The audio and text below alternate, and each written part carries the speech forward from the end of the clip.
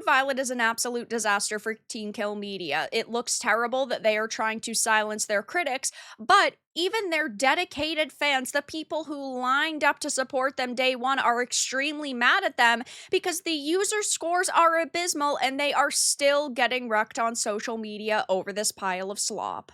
I have a few different things to show off, but before I get into the topic, if you enjoy the content I create, check out the links in the description, join the community in my live streams, and consider supporting through Patreon or YouTube memberships. Now, they, leading up to release, had done a lot of damage to their game's image, but even if they had come out and apologized, I think more people would have given them a shot and said, let's let bygones be bygones, but they doubled, tripled, and quadrupled down, and now that the game is out, well, the floodgates are open and everybody is destroying them. Their critics, their dedicated customers, and even the journalists are saying, yeah, this game is a pile of trash, and if you bought this, I would fight for a refund, but this seems to be the reason why they didn't launch it on Steam, because Steam has a very easy refund policy to navigate. It doesn't take an arm and a leg to get your money back if you feel like you have been scammed or it's just not the game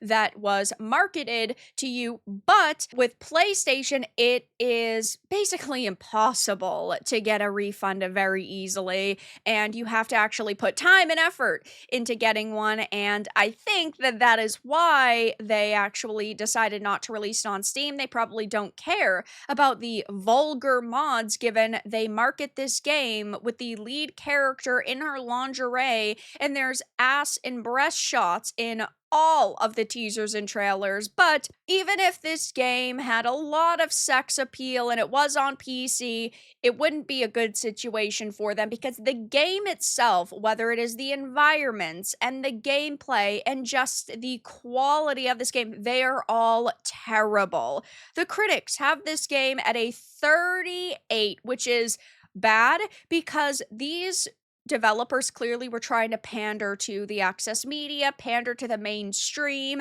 because they wanted to make it seem like they were holier than thou. They wouldn't let people mod their character in this inappropriate way, even though the journalists are saying, this game is horny, I don't like it, and wow, you guys are basically sexist. The user score is all the way down to a 2.6, and all I can really do is point and laugh because they deserve all of the backlash that they are getting right now. Maybe if you had put more time and effort into making this a high quality experience, you wouldn't be in this situation. Maybe if you weren't so worried about being a keyboard warrior and you actually had put a lot more time and effort into your game, things would be looking much better for you guys. At this point, people would have a little bit more respect for you, but you disrespected your audience, and well, it's not going particularly good for you. Not a good business strategy from what we've noticed time and again in this industry. You'd think that developers would learn, but they never do.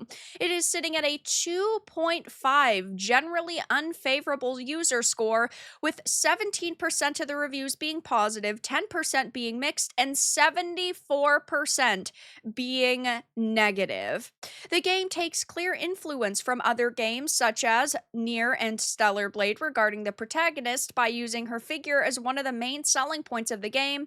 If that's what you like, then by all means go for it. Other than that, it lacks anything meaningful in terms of gameplay and mechanics. This game is ass. This game is an absolute dumpster fire. I played it for an hour, and that was all I could take before I uninstalled it. I wouldn't play it if it was free. Oh my god, where to begin? The animations are horrible, the camera angles are horrible, the voice acting is horrible, the graphics are horrible, the story, the sound, the game mechanics, all of it is bad. I played this game on my friend's PlayStation because I didn't want to lose 50 USD for a game that was only rated 3.8 by the critics anyway. It felt the suggestive themes were way too much, and the gameplay was some of the worst I have ever seen. And when you take into consideration that this game is $50, and there are games out there like Claire Obscure Expedition 33 with the same price tag, yeah, I'm sorry, it is unacceptable to be releasing a game in this state. I get that not every single indie and AA game can be Expedition 33 levels of perfect, but when that's your competition, you need to do better. This game is horrible, it is ugly, it is one of the worst titles you can imagine. Here's somebody giving it a 10, but they didn't really say anything meaningful, just saying it's a solid game and brings them back a lot of good memories of survivor horrors of the past, especially Dino Crisis. So it seems that this is just a nostalgia based review, which, hey, listen, if you think that this game is a 10, I'm glad you got your money's worth. I'm glad that you have enjoyed it. But at the same time, I just find that extremely hard to believe that you are saying it is one of the best games you have ever played when basically everybody else is saying it's a nightmare. I'm starting to think that this game is a scam. The studio is the same behind Quantum Error, another disgrace. Code Violet is hands down one of the worst games I've ever wasted time and money on. Broken mechanics, terrible optimization, and gameplay that feels unfinished at every level, promises made in trailers and descriptions are nowhere to be found in the actual game.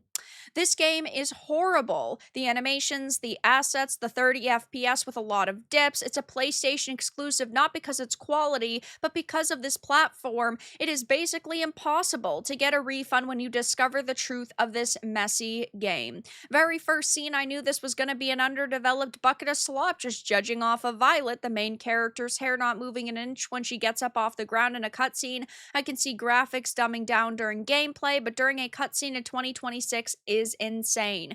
$50 for a low quality, undercooked, and buggy game filled with AI generated content. Now, I haven't seen any proof that it is filled with AI generated content, but I, of course, am always interested to see if that is the case, and I'll keep my eye on it. You've got reviewers saying things like finish Code Violet, a truly so bad of its kind game, which is also utterly embarrassing for a PS5 exclusive. I'll have a full video up on it in a few days. I cannot wrap my head around why people keep hyping up games from this studio.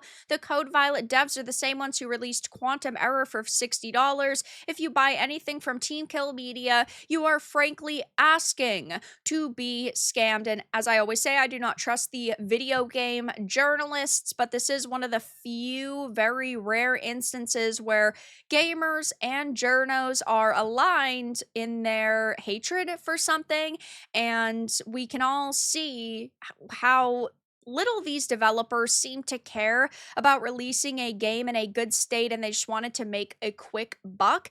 And it's just sad that this has happened because there were people who were excited for it. But yeah, I would highly recommend staying away from this game. If you bought it and you're enjoying it, I'm happy for you. I hope that you do get your money's worth, but critics are saying it's bad, gamers are saying it's bad, and it is still getting wrecked on social media, and they clearly need all the help they can get. But hey, when you push away potential customers, you are going to reap the consequences of your own actions. But that's all that I had to discuss in this video. Let everyone know your thoughts in the comments below. If you found this important and informative, make sure to give it a like, share it, and subscribe to the channel. And if you didn't, give it a dislike. I appreciate your support either way, but I'll talk to you all again in the next video really soon.